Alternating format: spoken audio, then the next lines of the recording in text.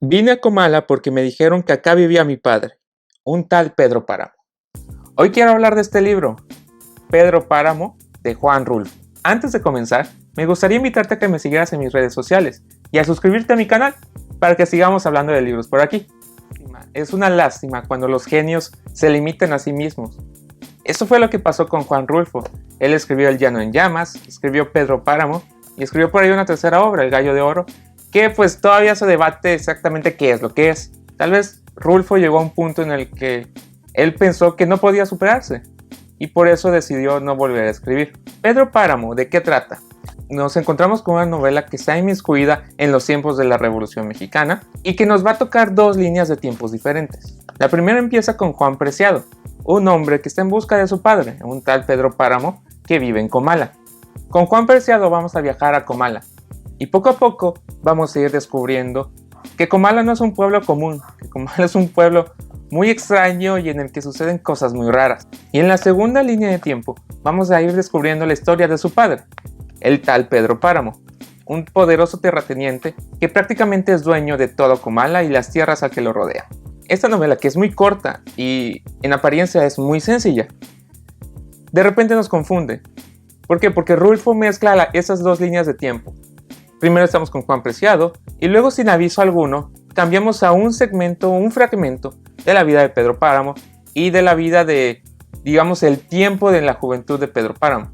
Si no estamos atentos, podemos confundirnos bastante porque lo hace sin previo aviso, porque es una voz muy parecida en las dos historias. Esto, conforme vamos avanzando, se hace menos confuso. Y pues sí, llega un punto en que se dividen muy concretamente las dos historias y dejamos a Juan Preciado y ahora ya nos enfocamos estrictamente y ponemos toda nuestra atención a Pedro Páramo. Sin embargo, hay que estar atentos cuando esto suceda para no perderle el hilo a la historia. Pedro Páramo es una de esas novelas que le tienes que dar varias leídas para que puedas comprender y para que te des cuenta de los muchos detalles que Rulfo nos da. Es muy fácil pasarlos por alto en un principio o no darles importancia. Ya conforme lo leemos 2, 3, 4 veces, ya vamos cayendo en cuenta de que ciertas frases, de que ciertos momentos pueden cambiar enteramente el significado de toda la historia o de una gran parte de la historia.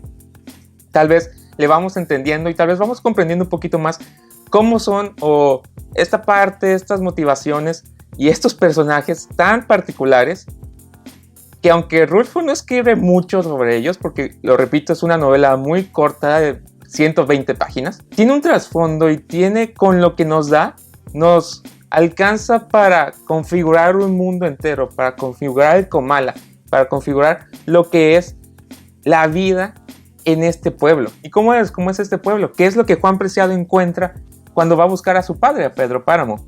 Se encuentra con un pueblo desolado, se encuentra con unos habitantes que eran la sombra o que son la sombra de lo que solía ser. Comala solía ser un pueblo lleno de vida. Sin embargo, algo pasó que presenta una decadencia terrible y es apenas una sombra de lo que solía ser. Y no pasa mucho tiempo para que Rulfo nos agarre a cachetadas y nos revele este hecho trascendental en la historia. Comala está lleno de muertos. En Comala viven almas en pena. Y cuando Juan Preciado llega, son esas almas, son esos muertos, los que le van contando o los que van haciendo una idea de lo que solía ser Comala.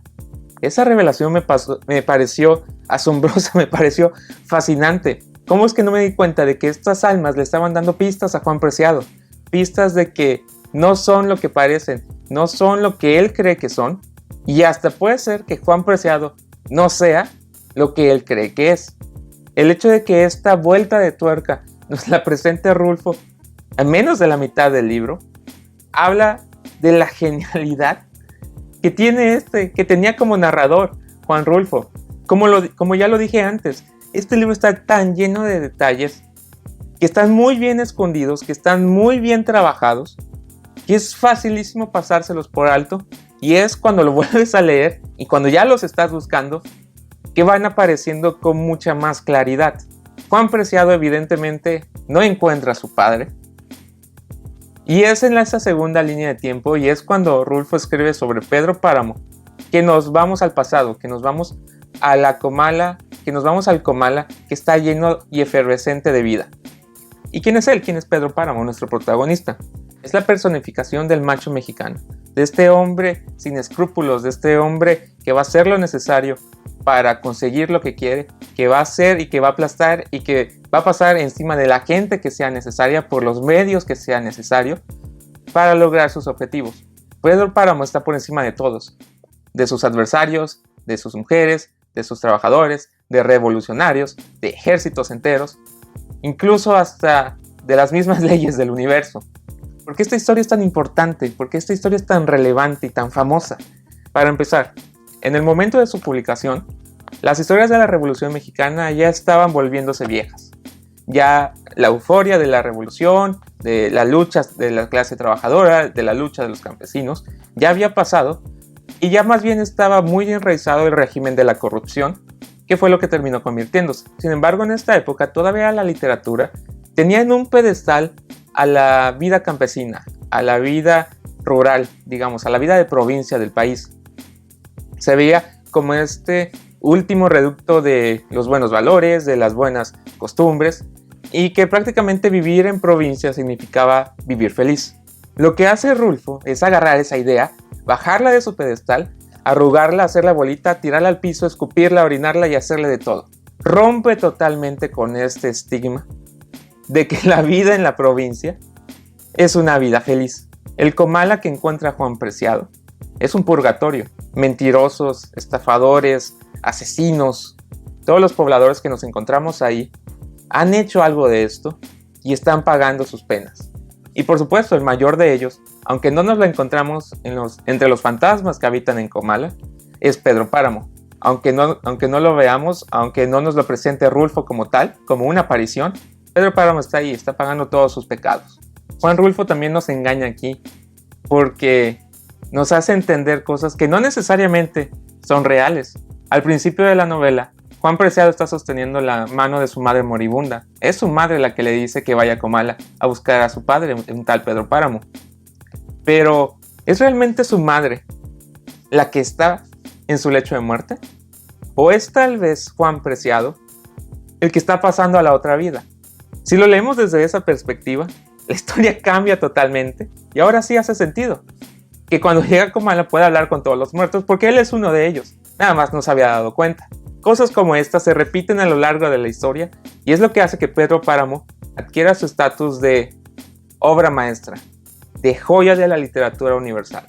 Hay una anécdota muy famosa en el que Álvaro Mutis, un poeta amiguísimo de Gabriel García Márquez, de un muy joven Gabriel García Márquez, tomó este libro y se lo aventó al Gabo, diciéndole: toma, para que aprendas a escribir. Juan Rulfo en Pedro Páramo es realmente el precursor del realismo mágico. Aquí están las raíces de todo ese movimiento y 100 años de soledad no hubiese pasado y no hubiese sido escrita sin Pedro Páramo. Fuentes, García Márquez, Vargas Llosa, Cortázar, inclusive Borges, se han elogiado lo que Rulfo hizo en este libro, en este puñado de páginas. Lo podemos releer, lo podemos leer y releer y volver a leer y volver a releer cuantas veces queramos. Y en cada una de ellas vamos a poder sacar un nuevo detalle que nos va a cambiar la perspectiva de lo que creíamos que era real y lo que creíamos que no. Esto es lo que hace esta obra tan esencial, esto es lo que hace esta obra tan magnífica. No solo el tema que toca a Rulfo, como es la vida campesina, y borrarle esos mitos de bondad y de nobleza.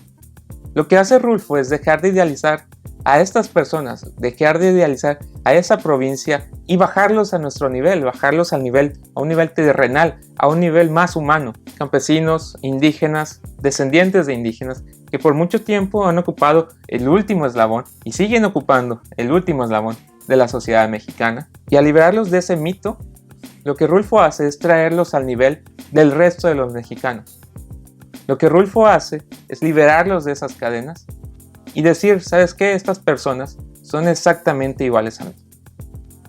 Es muy difícil analizar este libro en todas las vertientes que uno quisiera, porque piensas en un tema que quieras tocar y ya te aparecieron 20 más. Y no me cansaré de decirlo. Es impresionante que eso suceda en un libro que tiene 120 páginas. Pedro Páramo está lleno de frases exquisitas, está lleno de frases muy profundas, que sin embargo están habladas de una manera tan coloquial que no puedes sino maravillarte de la profundidad que alcanzan con tan poco esfuerzo. Por eso Pedro Páramo es un objeto mágico. Por eso Pedro Páramo es una novela tan esencial. Porque muy rara vez, en tan pocas hojas, nos podemos encontrar con este nivel de densidad, de profundidad y de intensidad. Esto es todo, espero que les haya gustado esta novela. Platíquenme, ¿qué opinan de Juan Rulfo? No olvides darle like, compartir el video y suscribirte a mi canal. Nos vemos para la siguiente.